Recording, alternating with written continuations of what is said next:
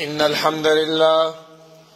الحمد لله نحمده ونستعينه ونستغفره ونعوذ بالله من شرور أنفسنا ومن سيئات أعمالنا من يهده الله فلا مضل له ومن يضلل فلا هادي له وأشهد أن لا إله إلا الله وحده لا شريك له وأشهد أن محمدا عبده ورسوله يا أيها الذين آمنوا اتقوا الله حق تقاته ولا تموتن إلا وأنتم مسلمون يا أيها الناس اتقوا ربكم الذي خلقكم من نفس واحدة وخلق منها زوجها وبث منهما رجالا كثيرا ونساء واتقوا الله الذي تساءلون به والأرحام إن الله كان عليكم رقيبا يا أيها الذين آمنوا اتقوا الله وقولوا قولا سديدا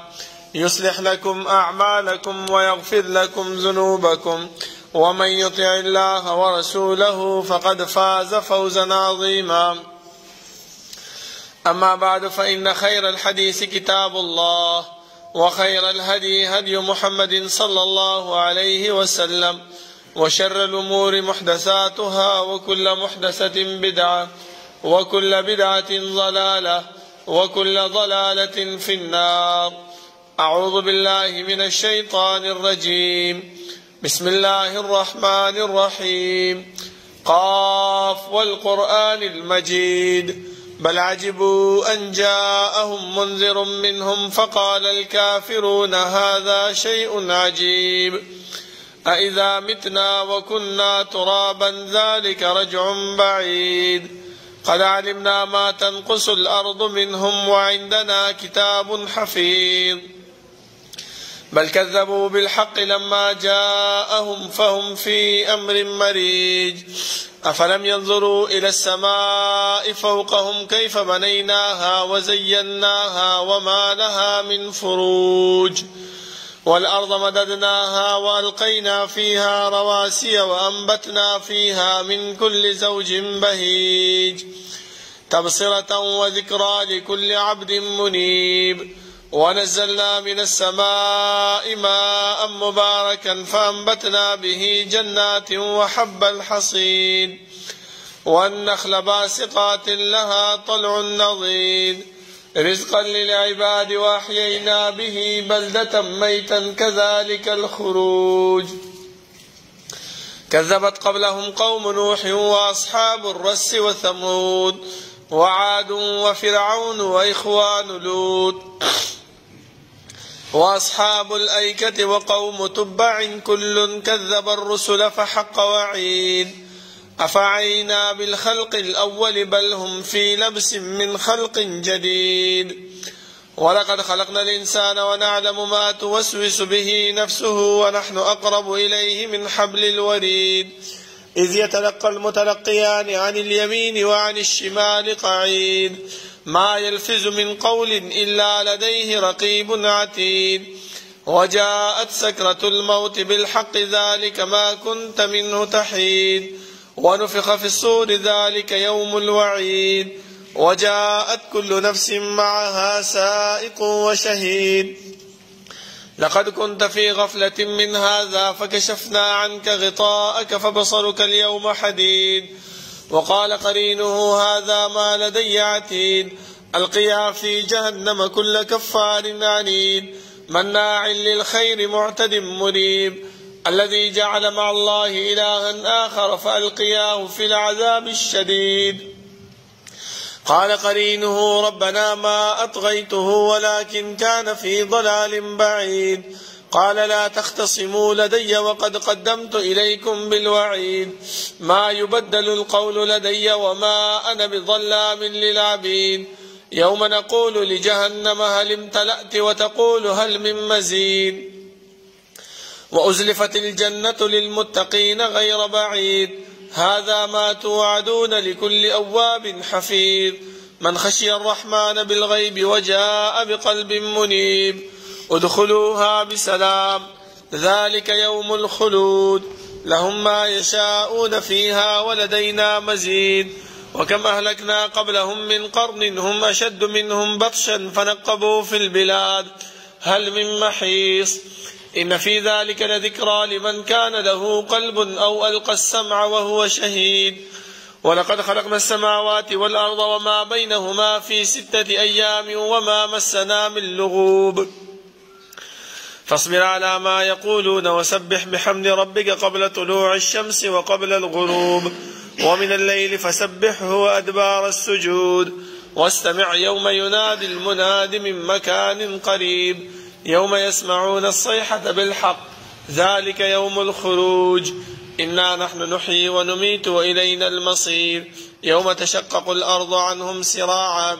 ذلك حشر علينا يسير نحن أعلم بما يقولون وما أنت عليهم بجبار فذكر بالقرآن من يخاف وعيد اللهم صل على محمد وعلى آل محمد كما صليت على إبراهيم وعلى آل إبراهيم إنك حميد مجيد اللهم بارك على محمد وعلى آل محمد كما باركت على إبراهيم وعلى آل إبراهيم إنك حميد مجيد بسم الله الرحمن الرحيم النار يعرضون عليها غدوا وعشيا ويوم تقوم الساعة أدخلوا آل فرعون أشد العذاب اللہ رب العالمین احکم الحاکمین تمام بادشاہوں کا بادشاہ تمام زبردستوں کا زبردست وہ رب العالمین جو تمام کائنات کا خالق و مالک ہے وہ اللہ جو تمام کائنات کا متصرف و منتظم ہے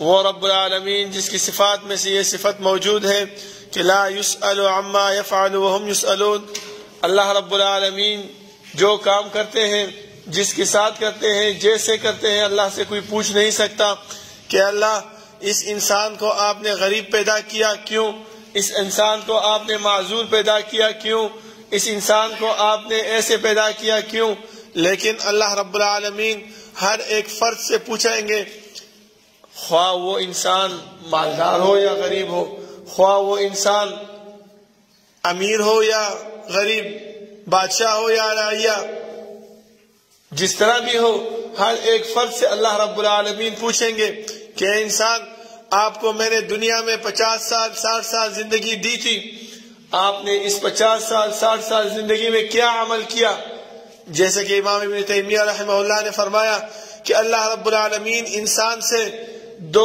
سوالات ضرور کریں گے کہ ماذا کنتم تعبدون پہلا سوال کیا ہوگا کہ انسان دنیا میں جو زندگی ملی تھی آپ کو اس میں آپ نے کس کی عبادت کی تھی میرے محترم ساتھیوں ہم لوگ دنیا میں زندگی تو بسر کرتے ہیں لیکن اللہ رب العالمین کو بھولا ہوا ہے اللہ رب العالمین کی اطاعت اللہ رب العالمین کی بندگی فرمان برداری اس کو بھول چکے ہیں جو مصیبت ہم پہ آتی ہے جو تکلیف ہم پہ آتی ہے جس طرح بھی آتی ہے ہم کیا کرتے ہیں یا تو کسی مزار کی طرف جاتے ہیں یا کسی دم گر کی طرف جاتے ہیں دم کے لیے کہ ہم پہ دم ڈالا جائے یا کسی نجومی کے پاس جاتے ہیں کہ ہمیں سایہ ہوا ہے یہ سایہ ہم سے دور کیجیے لیکن اللہ کے رسول صلی اللہ علیہ وسلم نے بھی فرمایا کہ انسان یہ مصیبت جو آتی ہے یہ انسان کے اپنے اعمال کی وجہ سے آتے ہیں جیسے کہ اللہ نے فرمایا وما اصابکم من مصیبت فبما کسبت ایدیکم یہ جو مصیبت آتے ہیں جو تکلیف آتے ہیں یہ کس وجہ سے آتے ہیں یہ اسی وجہ سے کہ انسان کے جو اعمال ہے جو کام ہے جو کردار ہے جو وہ زندگی میں کرتا ہے اسی کی وجہ سے یہ اس انسان کو یہ چیزیں مہیا ہوتی ہیں دوسرا سوال امام ابن تیمیہ رحمہ اللہ نے فرمایا کہ رب العالمین جب انسان سے کریں گے وہ کیا ہے ماذا اجبتم المرسلین یہ جو پیغمبر میں نے بھیجا تھا جو رسول میں نے بھیجا تھا اس پیغمبر اور اس رسول کے آپ نے کتنی تابعداری کی ہے کتنی بات اس کی مانی ہے جو وہ بات بتاتے تھے جیسے کہ اللہ نے فرمایا وما آتاکم الرسول فخذوه وما نهاکم عنه فانتهوا جو یہ پیغمبر آپ کو دے بغیر چون و چرا بغیر پوچھے بغیر اس بات کے کہ اس میں تکلیف ہے اس میں سختی ہے اس میں آسانی ہے نہیں بلکہ اس کو کیا کرو فخذوه پکڑ لو اس کو اسی میں آپ کی کامیابی ہے. اور جن چیزوں سے وہ منع کرتے ہیں ان سے منع ہو جاؤ. اگر اس منع ہونے میں آپ کے لیے فائدہ نہیں ہے، آپ کے نقصان ہے، جو کچھ بھی ہے، اللہ رب العالمین نے جب فرمایا کہ اس کی باتوں جو منع کرتے ہیں ان سے منع ہو جاؤ، تو بس منع ہو جاؤ. اللہ رب العالمین کے لکھاؤ کروڑاؤں رحمتیں ہو ہمارے جناب محمد رسول اللہ صلی اللہ علیہ وسلم پر، جنہوں نے ہمیں اللہ رب العالمین کی ذات اور صفات، اسماء و احکام کی تعلیم دی، اور وہ راستے اور وہ طریقے دکھلائے کہ جس پر عمل کرنے سے ہم اللہ کی رضا اور جنت حاصل کر سکتے ہیں، اور وہ راستے اور وہ طریقے بھی بتلائے جس سے ہم منع ہو کر اللہ رب العالمین کی قہر اور غضب سے بچ سکتے ہیں.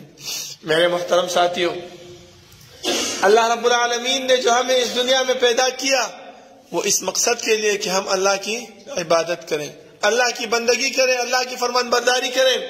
یہ دنیا اللہ نے ہمیں ایک موقع دیا ہے، ایک چانس دیا ہے کہ ہم اس دنیا کے لیے جو برزخی دنیا ہے اس کے لیے ہم کام کریں، اس کے لیے ہم وہ اعمال اکٹھا کریں کہ اس میں ہم کامیاب ہو جائیں، اس میں ہماری فلاح، ہماری نجات ہو جائے. یہ دنیا اللہ نے اس کے لیے مقرر کیا ہے. ہمیں جو 50 سال 60 سال زیادہ سے زیادہ 100 سال زندگی ملتی ہے اسی بات کے لیے ملتی ہے.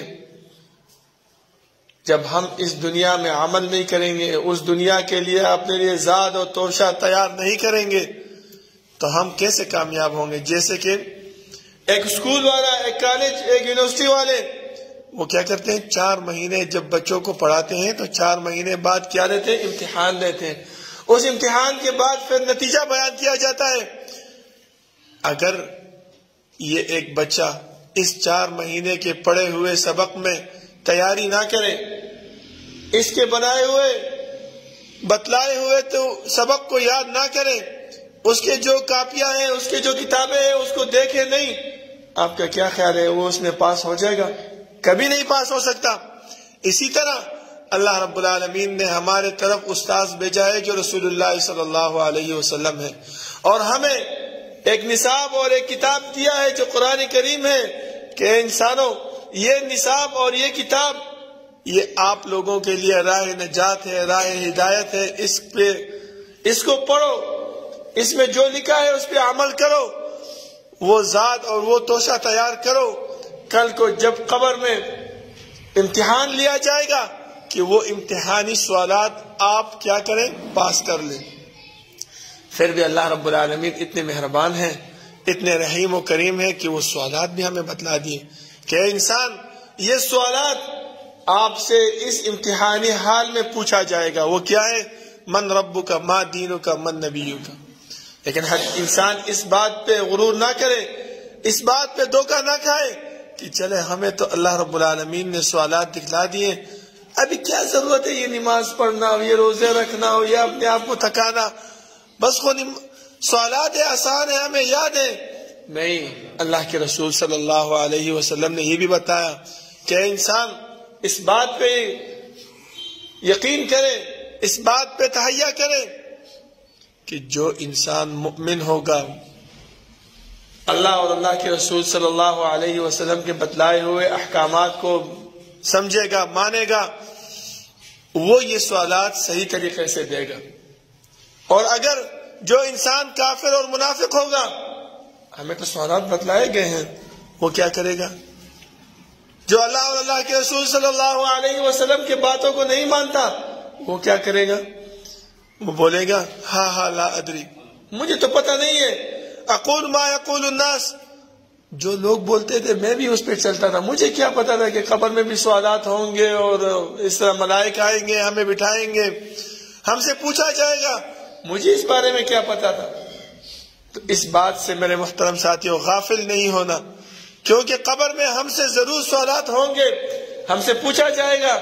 یہاں تک کہ حدیث میں آتا ہے کہ اللہ کے رسول صلی اللہ علیہ وسلم کی تصویر وہ بتائیں گے کہ فرمائیں گے ماذا تقول فی ھذا الرجل، اس آدمی کے بارے میں آپ کا کیا خیال ہے؟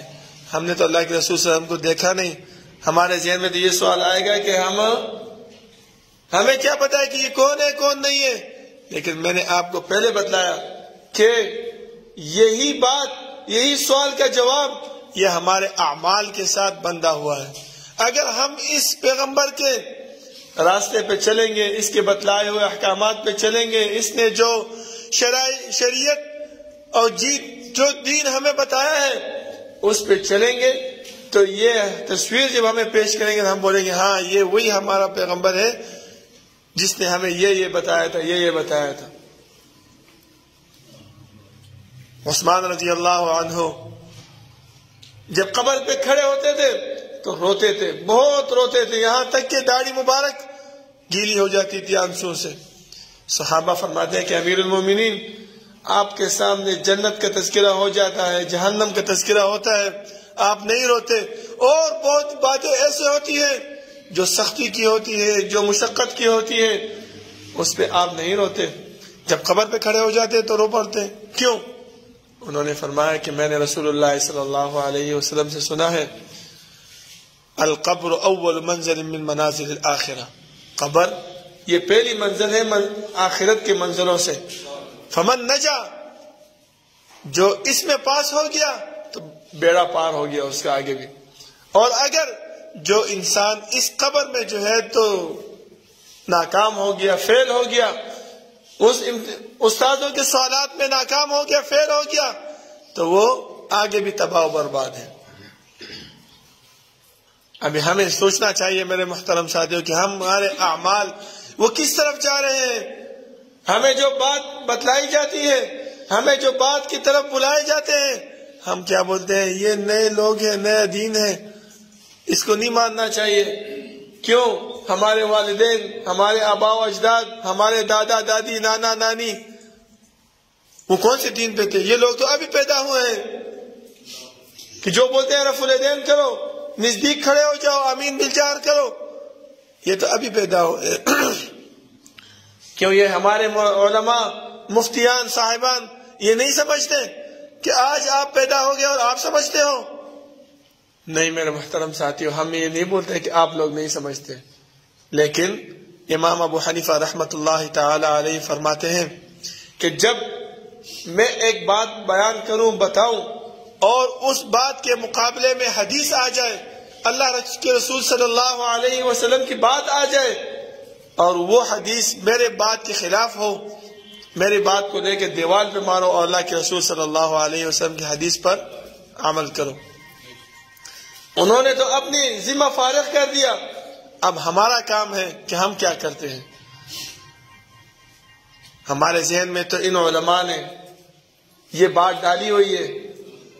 میں مسجد گیا تھا، میں نے امام صاحب سے یہ مسئلہ پوچھا، امام صاحب نے اس طرح بتایا ہے، میں نے اس پہ عمل کر لیا، اگر ٹھیک ہوا تو میرا لیے اجر، اگر غلط ہوا تو امام جانے اور امام کا کام جانے۔ نہیں میرے محترم ساتھی، اس پہ بات نہیں چلتی۔ اللہ رب العالمین نے فرمایا وَلَا تَزِرُ وَازِرَةٌ وِزْرَ أُخْرَى، ایک انسان دوسرے انسان کا بوجھ نہیں اٹھا سکتا، اگر کہ وہ گناہ کا بوجھ ہو یا جس چیز کا بھی بوجھ ہو، دوسرا انسان اس کا بوجھ گناہ کا نہیں اٹھا سکتا۔ جو گناہ آپ کریں گے وہی گناہ کا بوجھ آپ ہی اٹھائیں گے۔ میرا کیا کام ہے کہ میں آپ کے گناہ کا بوجھ اٹھاؤں یا میرے گناہ کا بوجھ آپ اٹھائیں؟ کیوں؟ یہ نہیں ہو سکتا۔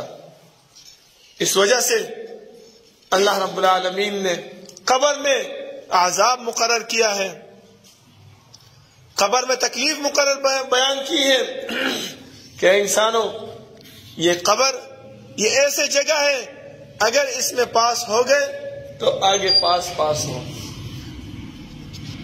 جیسے کہ حدیث میں آتا ہے اللہ کے رسول صلی اللہ علیہ وسلم نے فرمایا جب ایک انسان کو قبر میں ڈال دیا جاتا ہے، پتھر رکھ دیے جاتے ہیں، اوپر مٹی ڈال دیے جاتے ہیں، دو استاذ آ جاتے ہیں اس کے پاس، نکیر و منکر، وہ اس کو اٹھاتے ہیں کہ اٹھ جاؤ۔ انسان اٹھ کے بیٹھ جاتا ہے۔ اب یہ حالات ہم اگر سوچ لیں اپنے دل و دماغ سے کہ یہ تو بہت چھوٹی سی جگہ ہے، اس میں تو انسان بیٹھ بھی نہیں سکتا، یہ کیسے ہمیں بٹھاتے ہیں؟ ہمارے پیغمبر صلی اللہ علیہ وسلم نے ہمیں بتلایا ہے کہ مومنو یہ ایسی جگہ ہے کہ یہ کھل جاتی ہے اور انسان یہاں بیٹھ سکتا ہے، یہ ملائک آ کے ان سے پوچھتے ہیں، بس ہم نے مان لیا، آمنا وسلمنا۔ اگر کہ ہمارے دل و دماغ ہماری ذہنیت یہ تسلیم کرتی ہے یا نہیں؟ لیکن پیغمبر نے فرمایا ٹھیک ہے ہم مانتے ہیں۔ جب آپ ان سوالات کے جوابات صحیح طریقے سے اپنے اعمال کے مطابق دے دیتے ہیں، اللہ فرماتے ہیں کہ اے ملائکو اس انسان کے لیے جنت کا دروازہ کھول دو، اس انسان کو جنت کا بستر بچھا دو۔ یہ انسان ادھر ارمان کرے کہ اللہ قیامت جلدی قائم کرو، کہ میں نے تو قبر میں جو ہے تو اتنے میں آسانی اور اتنی آسائشیں دیکھ رہا ہوں، یہ جنت میں کیا حال ہوگا۔ حدیث میں یہ بھی الفاظ آتے ہیں کہ اللہ کے رسول صلی اللہ علیہ وسلم فرماتے ہیں کہ یہ ملائک اس انسان کو بولیں گے کہ دیکھو یہ جہنم میں یہ جگہ آپ کے لیے اللہ نے تیار کی تھی، لیکن آپ نے پیغمبر صلی اللہ علیہ وسلم کے بات پر عمل کیا، اس کے بتائے ہوئے احکامات پر عمل کیے، اللہ نے یہ جگہ آپ سے بدل کر کے جنت کا یہ مقام آپ کو دے دیا۔ کافر کو بھی اللہ رب العالمین جب پوچھیں گے اور اس کو جو قبر میں ڈالیں گے تو اس کو بتائے گا کہ دیکھو جنت میں آپ کے لیے یہ مقام تیار تھا، لیکن آپ نے اعمال نہیں کیے، آپ نے اللہ کے رسول کے دین کو، اس کے احکامات کو جھٹلایا، اس کے پیچھے باتیں کیے، اس کے پیچھے تعویلات کیے، اللہ نے آپ کے لیے یہ جگہ بدل کر کے جہنم میں یہ جگہ بنا دیا۔ کون چاہتا ہے کہ میں جہنم کے آگ میں جلوں؟ کوئی بھی نہیں چاہتا میرے محترم ساتھیوں۔ لیکن جب ہمیں یہ اس مسجد میں دین کے احکامات بتائے جاتے ہیں، دین کے اوامر بتائے جاتے ہیں، درس قرآن ہوتا ہے، درس حدیث ہوتا ہے، جمعے کی نماز میں ایک عالم آ کر ہمیں بتلاتے ہیں، دین کے احکامات بتلاتے ہیں، ہم کیا کرتے ہیں؟ یہاں تو سن لیتے ہیں، جب اس دروازے سے نکلتے ہیں اپنی چادر کو وہاں ہی چھڑ دیتے ہیں کہ بس جاؤ۔ یہ باتیں صرف مسجد تک محدود تھی، باہر ہمارے ساتھ ان باتوں کا کوئی کام نہیں، اس پہ کام نہیں چلتا میرے محترم ساتھیوں۔ یہ باتیں ایسے ہیں کہ ہماری ذہنیت تسلیم نہیں کرتی، لیکن یہ ہے حقیقت میں۔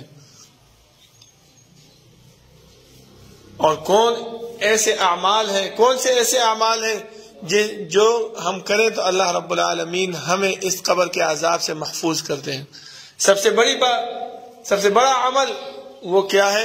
ایمان ہے، اللہ کے ذات پر، اللہ کے رسول صلی اللہ علیہ وسلم پر، قیامت کے دن پر یہ ایمان لے کے آنا۔ یہ نہیں کہ صرف منہ سے بولے کہ لا الہ الا اللہ محمد رسول اللہ، اشہد ان لا الہ الا اللہ و اشہد ان محمد رسول اللہ، منہ سے بولنا بھی ٹھیک ہے، لیکن علماء فرماتے ہیں کہ ایمان کے 3 مراتب ہیں۔ ایک منہ سے بولنا، دوسرا دل سے تصدیق کرنا، اور تیسرا اپنے اندام جوارح پر اس پہ عمل کرنا۔ اگر اس تینوں میں سے ایک بھی نہ کرو، 2 کرو اور 1 نہ کرو، قابل قبول نہیں ہے۔ 1 کرو 2 نہ کرو، قابل قبول نہیں ہے۔ اگر تینوں نہ کرو پھر تو نہیں ہو سکتا۔ تو چاہیے ہمیں یہ کہ ہم ان تینوں پر عمل کریں، ان پہ فوکس کریں کہ اللہ رب العالمین کل کو ہم سے پوچھے کہ انسان یہ کام آپ نے دنیا میں کیا تھا کیوں؟ تو ہم بولیں گے کہ اللہ آپ نے پیغمبر بھیجا تھا، آپ نے رسول بھیجا تھا، آپ نے قرآن کریم ہمارے ہدایت اور رہنمائی کے لیے بھیجی تھی، ہم نے اس وجہ سے اس پر عمل کیا، اس کو اپنے زندگی میں لے کے آئے، اس پر عمل کیا، اس کے راستے پہ چلے، یہ ہمارے ہدایت کا ذریعہ بنا۔ اور اگر اس طرح نہ ہو تو کامیابی ہمارے مقدر نہیں ہو سکتی میرے محترم ساتھیوں۔ اللہ رب العالمین سے دعا ہے کہ اللہ رب العالمین عمل کرنے کی توفیق عطا فرمائے، اور اللہ رب العالمین ہمیں قبر کے عذاب سے نجات دلائے۔ دوسرا بات میرے محترم ساتھیوں، جس سے انسان قبر کے عذاب سے محفوظ ہوتا ہے، کیونکہ ایمان والے کے بارے میں اللہ رب العالمین نے فرمایا ان اللہ یدافع عن الذین آمنوا، ایمان والا جب اللہ کے راستے میں جاتا ہے، اللہ کے بتائے ہوئے احکامات شریعت پر عمل کرتے ہیں، تو اللہ کیا کرتا ہے؟ اس کے دفاع کرتا ہے، اس کا خیال رکھتا ہے، اس کا حفاظت کرتا ہے کہ یہ انسان کدھر مصیبت میں نہ پڑ جائے، یہ انسان کدھر تکلیف میں نہ پڑ جائے، یہ انسان کدھر بیماری میں نہ پڑ جائے، کہ اس عمل سے کیا ہو جائے؟ بچ جائے۔ اور لیکن ایمان بھی ایسے ایمان چاہیے جو اللہ نے بتلایا ہے۔ ایسے نہیں کہ آج کل ہمارے طرح کہ صرف منہ سے بولتے ہیں اور جب عمل کا ٹائم آتا ہے تو بس پیچھے ہو جاتے ہیں.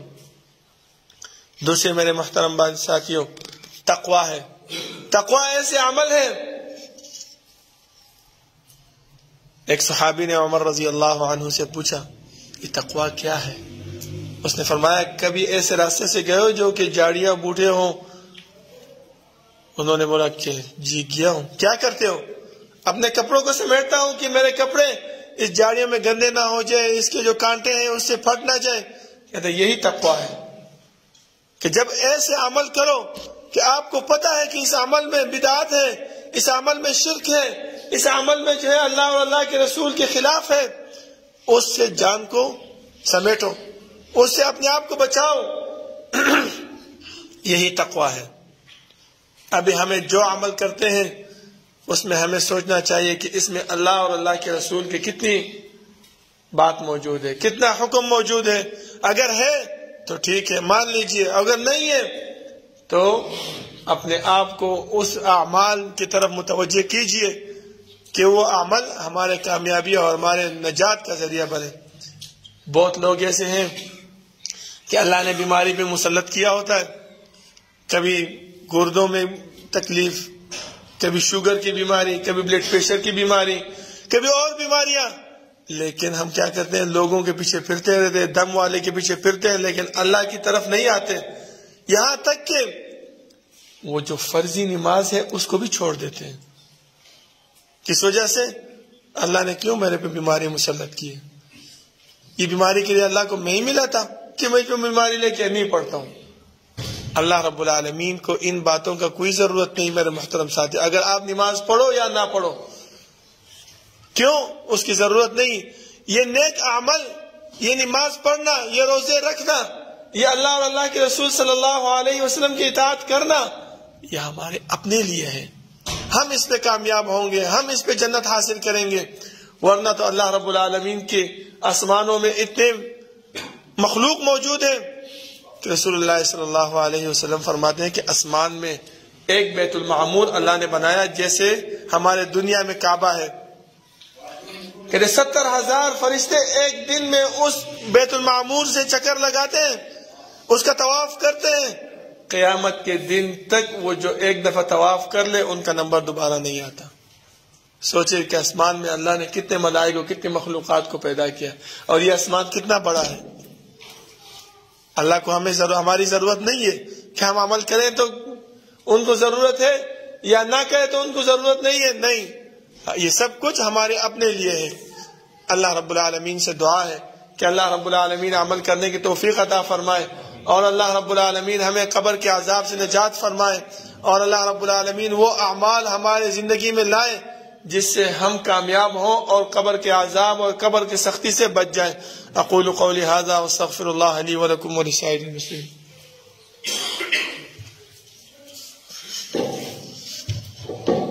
ان الحمد لله نحمده ونستعينه ونستغفره ونعوذ بالله من شرور انفسنا ومن سيئات اعمالنا. من يهده الله فلا مضل له ومن يضلل فلا هادي له، واشهد ان لا اله الا الله وحده لا شريك له، واشهد ان محمدا عبده ورسوله. يا ايها الذين امنوا اتقوا الله حق تقاته ولا تموتن الا وانتم مسلمون.